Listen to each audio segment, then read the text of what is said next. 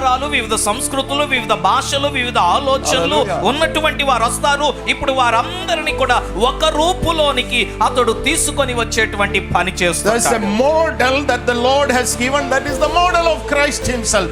So Paul believes that it is his ministry. వాస్తవానికి రెండవ దశ యొక్క మాదిరి మన ప్రభు అయిన యేసుక్రీస్తు వారిచ్చిందే. పౌలు దాన్ని తీసుకున్నాడు, తన పరిచర్యలో ఇది ముఖ్యమని విశ్వసించాడు. How does he do that? ఎలా చేస్తాడు పౌలు దీన్ని? He writes all these letters for that. ఈ పత్రికలన్నీ రాసి పెట్టాడు దీనికోసం. He said, read this వీటిని చదువుకోవచ్చు, and then read the other churches. ఇతర సంఘాల పత్రికలు And he చదువుకోవచ్చు. tells his associates to teach them. అలాగే తనతో పని వారిని అంటున్నాడు కదా, మీరు వీటిని వారికి He goes and బోధించండి. visit those churches. వెళ్తుంటాడు, దర్శిస్తుంటాడు ఆ సంఘాలను. Take all the labor and moving with them. ప్రయాస అంతటిని తీసుకొని వారితో కదులాడుతుంటాడు. He sent his associates and others like Timothy, Titus to go and